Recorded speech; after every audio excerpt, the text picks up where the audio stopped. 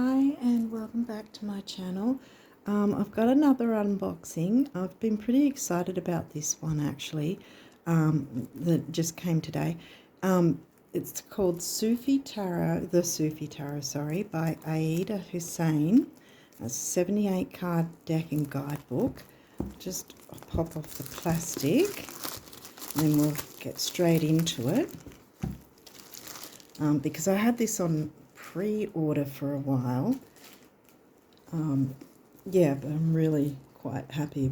I've seen a couple of the cards on Facebook when Ayeda Husain did a live there. So I was pretty impressed with the images and the messages. So anyway, we'll go straight into it. Transform your life with ancient Sufi wisdom. I'm trying to read it off camera because my camera just looks too fuzzy on the other side. The quest for mystical truth is common to both tarot and Sufism. Sufism, called the path of the heart, is about polishing the mirror of the heart to reflect the divine. Similarly, tarot is about discovering the hidden secrets behind the arcanas. This beautifully illustrated deck creatively re-envisions the cards through a Sufi lens and shares the potency of its ancient teachings and healing techniques. So let's hop it. And obviously it's published by Hay House. There's a little thing there. And the box is quite sturdy. Usually is from Hay House. So yeah, that looks like it's the full card, and it's the same image on the book and the front. Okay. Oh wow, look at the backs. I'll just hop this off, see if I can hop it off neatly. Okay. I'll put that in the box for now. All right.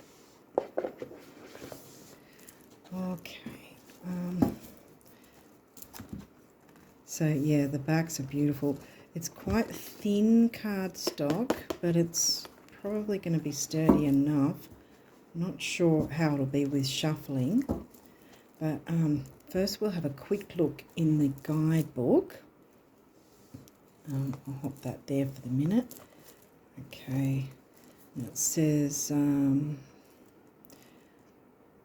the secrets that both tarot and Sufism set out to uncover are the same.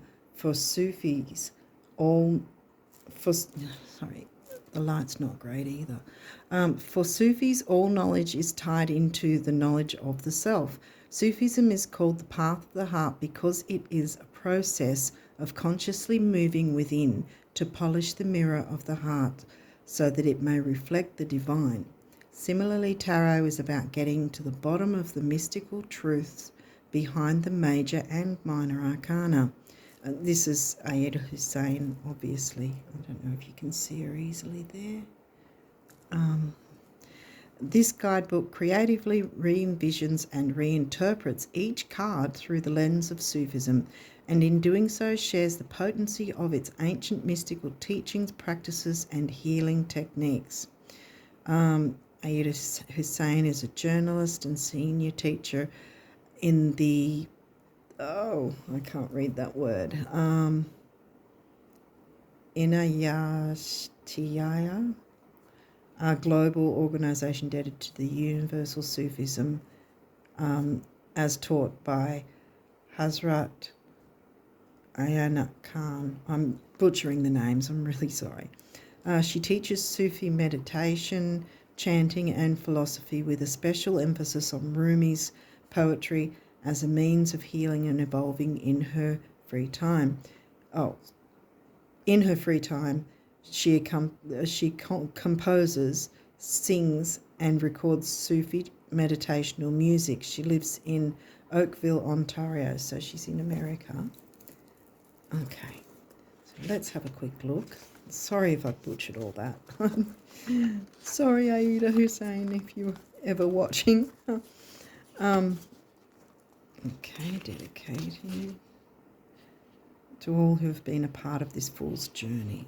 Okay, the people involved. Using the deck, the cards, major, staffs, I guess that's wands, cups is obvious, swords, and coins is pentacles. End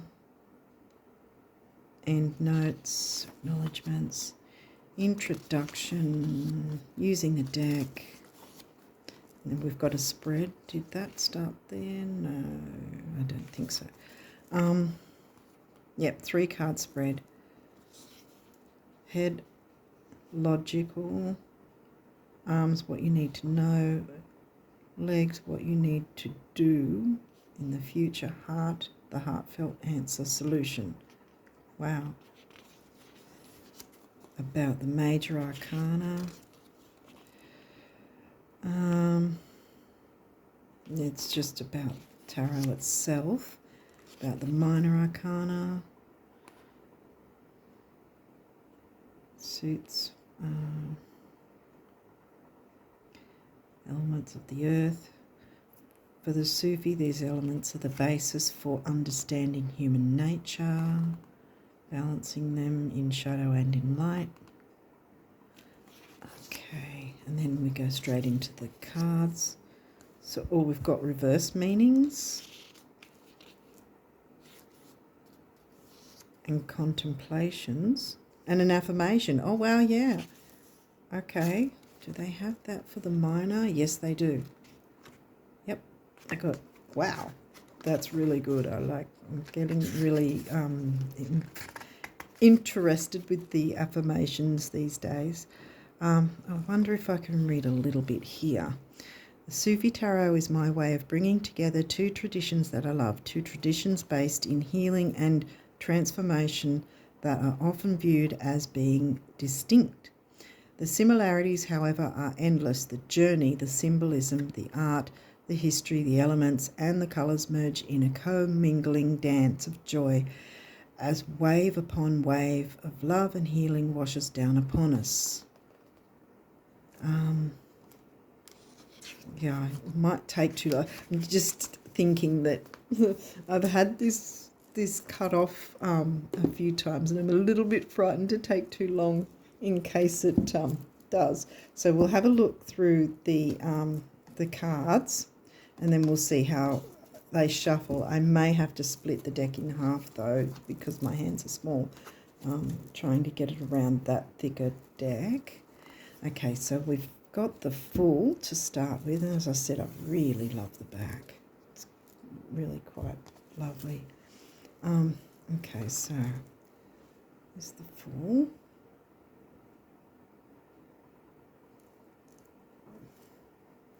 Wow. The Alchemist, otherwise known as the Magician.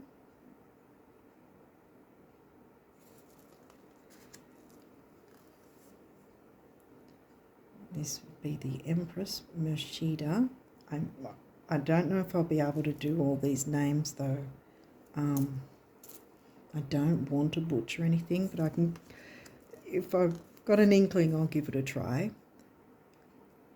Shabanu, that's the Empress. Oh, they're just beautiful images. This has got to be the Emperor. Sultan, well, yeah. I really hope that it's clear enough. I remember she spoke online about this card and how it's connecting like the heart to spirit. So that would be what would, it's after the Emperor, the Empress, the Emperor. This is the Hierophant, isn't it? Yeah, I think it is. I could be wrong. I'd say this one possibly is the Lovers. Ashikam. This has got to be the Chariot. That's obvious. Wali. And he's, look at the, I don't know if it picks it up, but he's got a really happy, joyful look on his face. Well, you can see it easier with this, with the girl. That's got to be strength. I'm not sure how I'd say that quite. The Hermit, I think this is. Dervish. Still getting used to what number the mages are. So when it's not incredibly obvious, I'm like, oh, which one is it? This might be the wheel. Charkifalak, maybe. This has got to be justice. Adal. Really beautiful pictures. This is, I'm guessing, the Hanged Man because he's upside down. He's got a, it almost looks like sacred geometry. Taslim, the Hanged Man.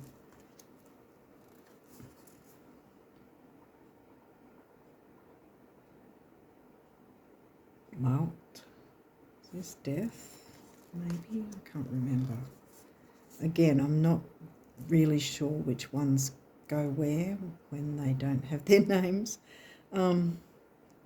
Saper. Temperance, I'm guessing.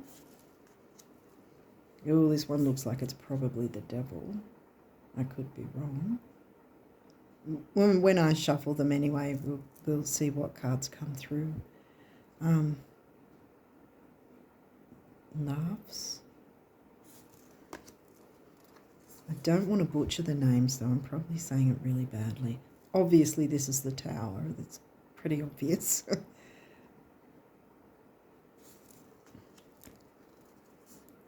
Sitara. Well, this looks like the star. And there's her pouring the water. So see, some of them are quite obvious, like this is the moon. And that looks like two dogs there, just watching the water. Looks peaceful though, see? It's not scary like the lobster coming out and all that sort of thing. Yeah. Kamar. This, I'm guessing this is the sun. Shams.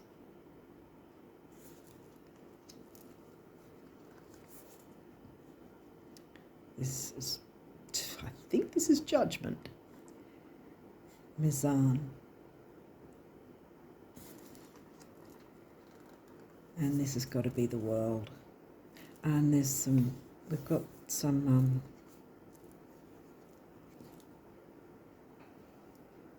maybe geometric shapes anyway. I've forgotten what it's called. But yeah, I think that might have something in the book too when we look at the card. So this is, yep, the World, Dunia. Then we're straight into Wands is my guess. We've got Ace of Wands, Ace of Staves, Two of Staves,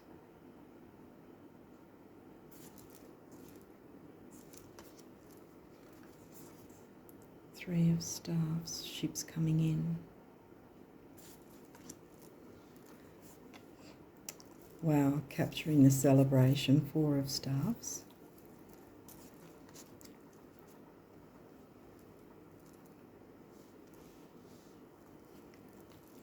Five of Staves. Then, yeah, this was another one she was talking about where it was more like everyone's more interested in playing a polo game as the competition rather than conflict, minor conflict between each other. Six of Staves. And I love that it's a woman as well.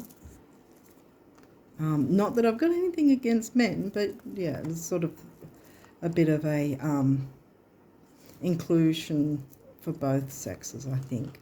is really good in any deck.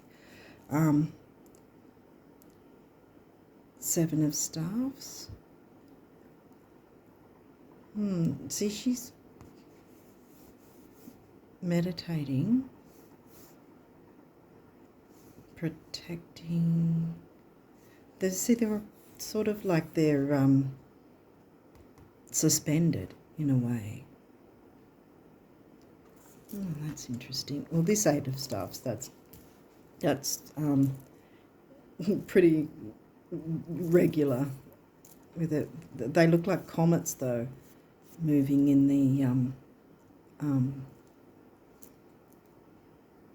the past the planets. Nine of Staffs.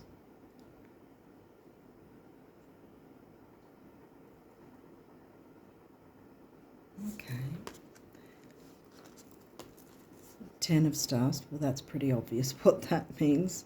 He's taking all that burden when he could just probably take some of it off and go make a couple of trips to his place. Daughter of Staffs. So I'm guessing that's Page.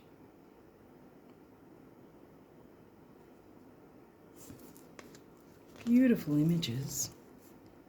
Son of Staffs, again, I'm guessing that's probably with the horse, the knight. Then this would be Queen. Queen of Staffs. Is that the cat there? Queen of Staffs usually has a black cat. That doesn't look like a black cat, but I think it's a cat nonetheless. You know, why not have a different coloured cat? And Shah of Staffs, I'm guessing, is the King of Wands staffs. Then we've got our cups. Oh, isn't that beautiful? Ace of Cups. Oh, look. Two of Cups. That's beautiful. Three of Cups. They're all happily celebrating. The moon, actually. That's pretty cool. Four of Cups. He's refusing to look at what's already there. And it's almost like a Pentacles thing, because that looks like jewels, or is it food? Wait, there's steam coming off it. Maybe it's food.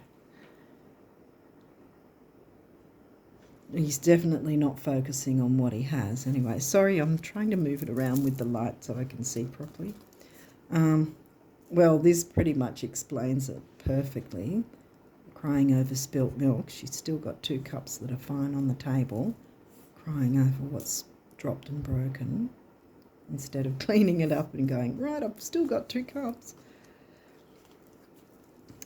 6 of Cups. Look, remembering an earlier time.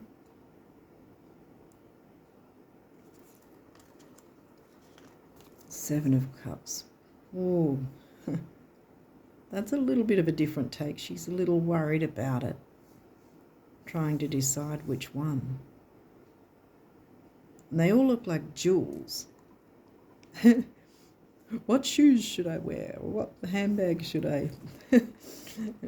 That came to mind. That's sort of in a funny way, but she's sort of worried, though. She's got a worried look on her face. I haven't seen that with the 7 before. Then we've got 8 of Cups. And he's walking away. Well, on his camel.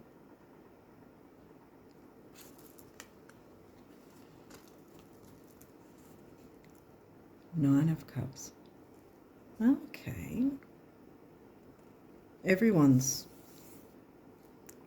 getting their wishes fulfilled. That's quite a good look, a good view of it, rather than the one person, the collective.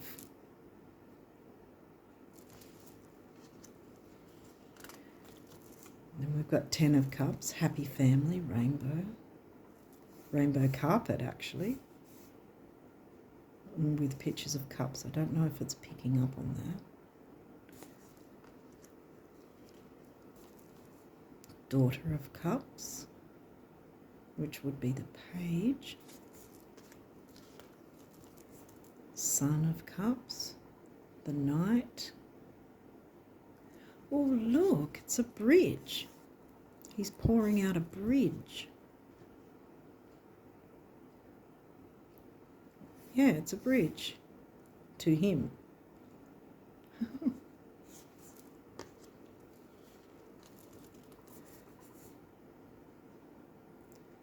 That would be Queen of Cups.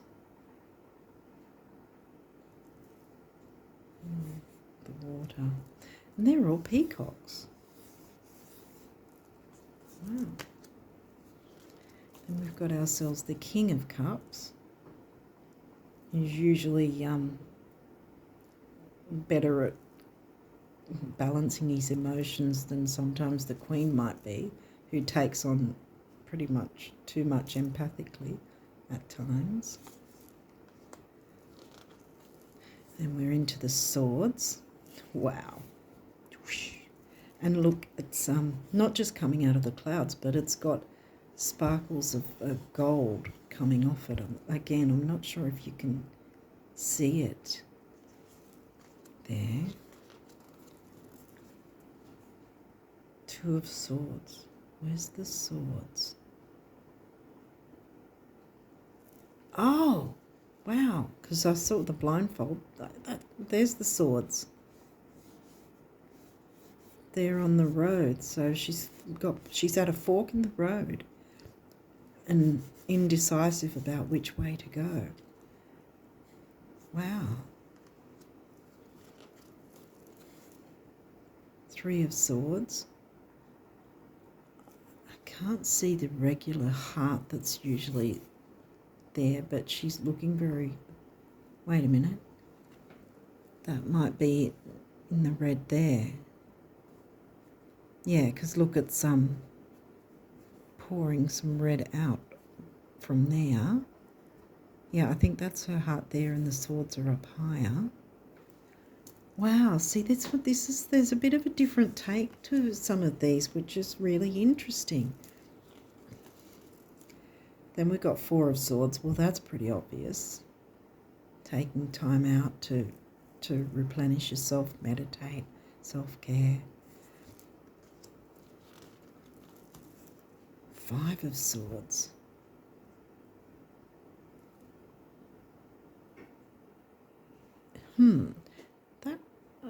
That looks like it might be someone in the water, but it might be his reflection. He's looking down.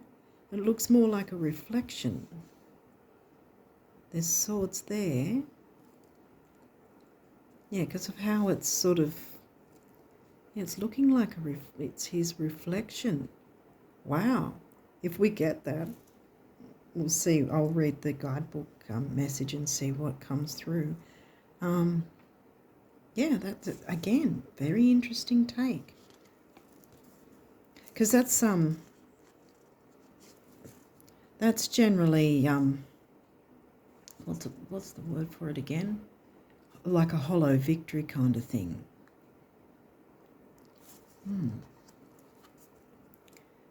Okay, Six of Swords.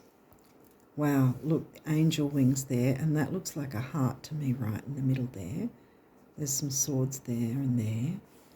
And where are we going? Straight to the sun.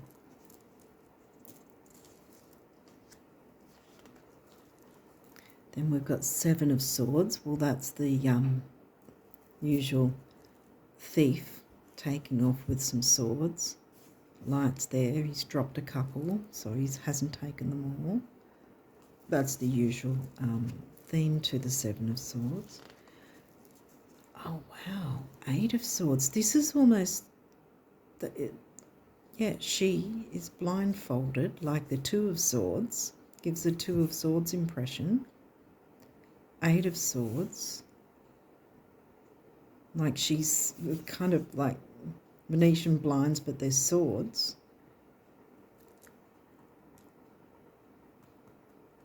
Isn't this the one that's illusion of entrapment? I think it is. Yeah.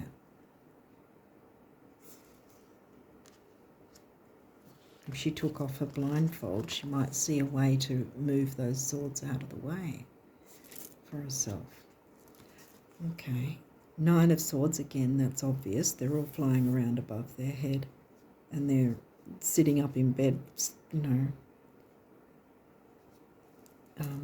worries keeping you up at night kind of thing. Ooh, another interesting take.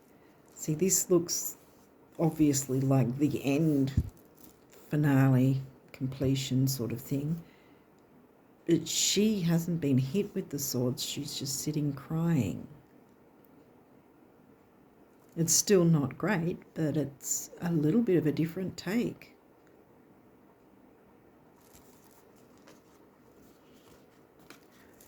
Daughter of Swords, a page. Oh, I love the little birds in the corner as well. Son of Swords, well, there again we've got Knight of Swords moving very fast. Queen. She's ready to take anyone on. She's got a sword at the ready, and there's the two birds again. Or 2 birds.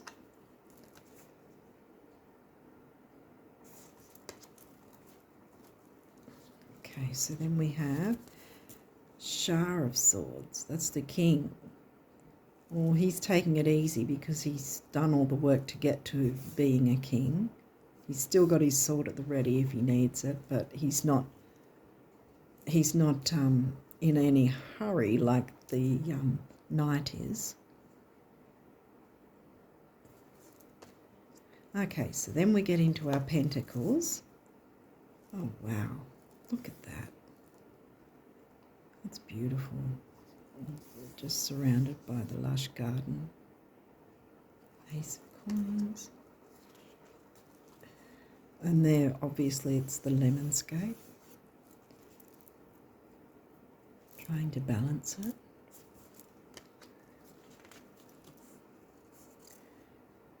Oh, okay. Yeah, I think I remember seeing this too. 3 of Coins. Like, it's got pentacle type design, but it's the tiles and working together to create the tiles, which looks like a path leading to the sun. Well, that's about creativity, 3 of Coins. So then we've got 4 of Coins. Well, clearly they're holding on to their box of goodies, I guess. Their crate, what's it called? A chest, that's it, chest.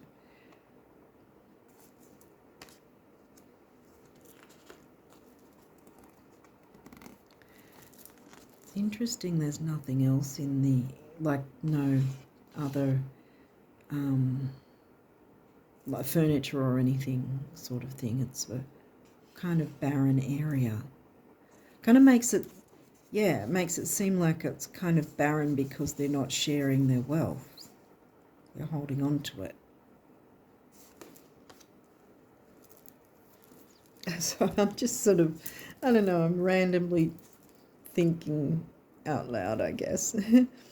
Okay, and so this one's 5 of Coins, which is the normal out in the cold. Looks like those spots might be a bit of snow here and there. 5 Pentacles on the doors.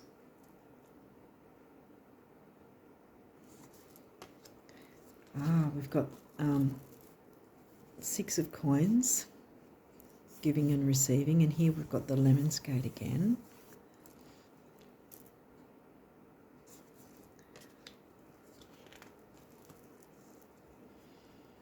Seven of Coins, waiting for things to ripen, I guess, although the tree is quite large, isn't it?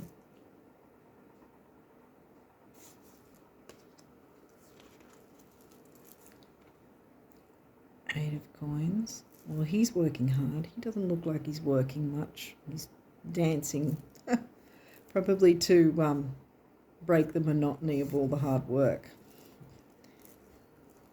Putting on a dance so it's not so tedious and meticulous. What's the word for it? Monotonous. So he can enjoy his work, I guess. 9 of coins there. Everything's ripened, and she's looking quite happy to. And she's collected some of it in her shirt there, apron. And we've got 10 of coins, another happy family type card. Everybody looks like they're having a great time. Music, laughter, dancing, singing probably. Yeah. Oh, is that little animals in the back? Yeah, I think there's a little dog there. That's cute. Then we've got the page, daughter of coins, page. Watering the garden.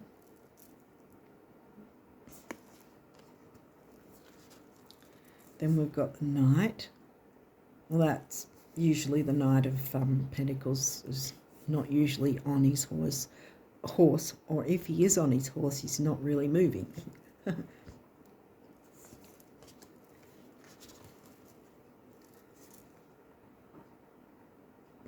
Queen of coins, queen of earth, queen of pentacles. So that's figs, I think. Yeah, looks more like figs than pomegranates. I think it's figs. And there's something growing there, might be figs as well. And last but not least, King of Pentacles. Shar of Coins. There's not really much around him, although I don't know what blossoms they are. Yeah, so that's it. I don't know. I think it's a little, I think it's a bit too thick for me to shuffle them bridge style all together. So I'll see if I can bridge them this way. They did seem a little thin, a little on the thin side to me. Well, they seem fine there. Yeah, well, they're going to be fine. Because that pretty much proves that they'll be fine to. Oops, I'll start that again. Fine to shuffle is what I mean. I just can't do it in the full deck. Alright, so let's see if we can get 1 or 2 cards to come through, and then we'll give a read of the guidebook. Let's see, what do we need to know from the Sufi Tarot today? What message do you want us to know about, Spirit? Might have to give them a bit of a good shuffle before they...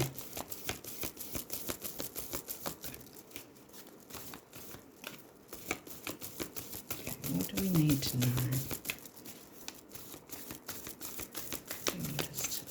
I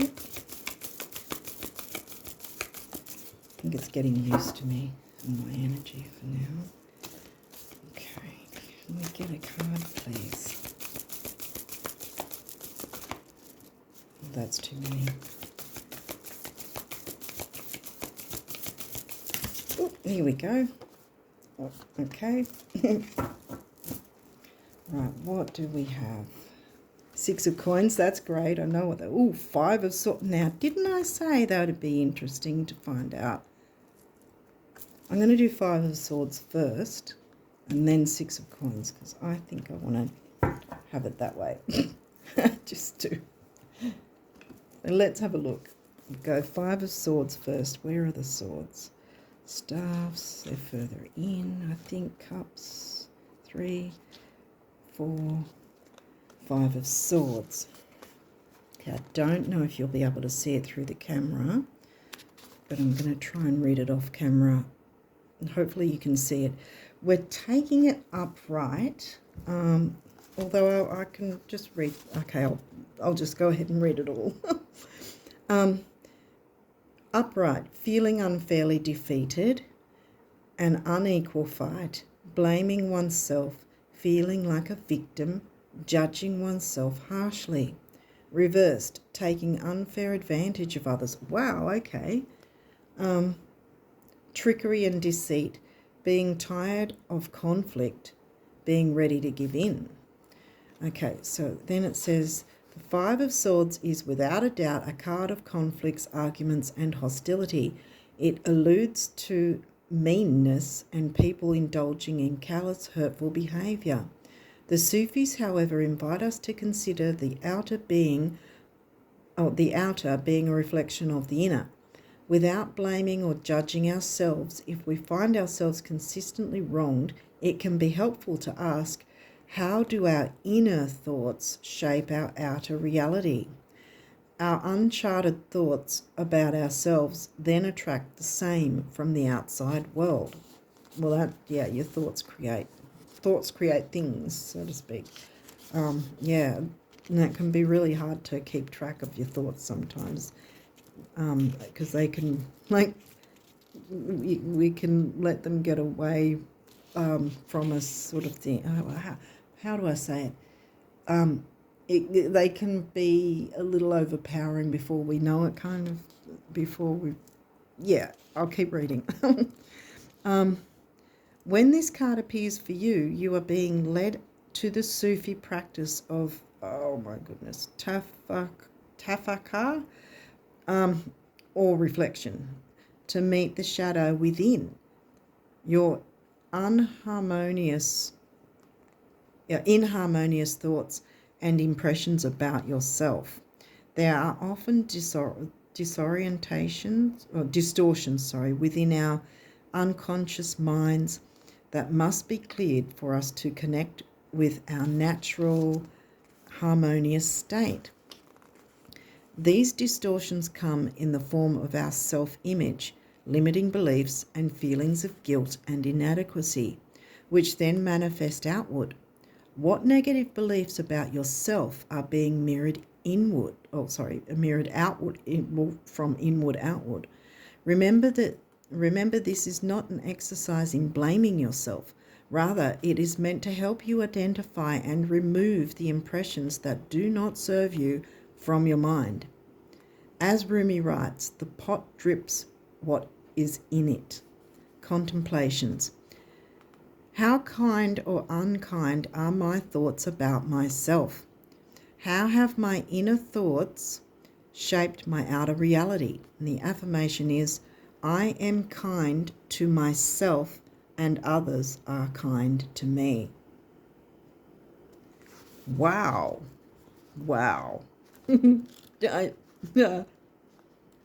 Coins is at the end, isn't it? Yeah. I'm glad I swapped it out that way. We've got 6 of coins. We were into the coins already. Here we go.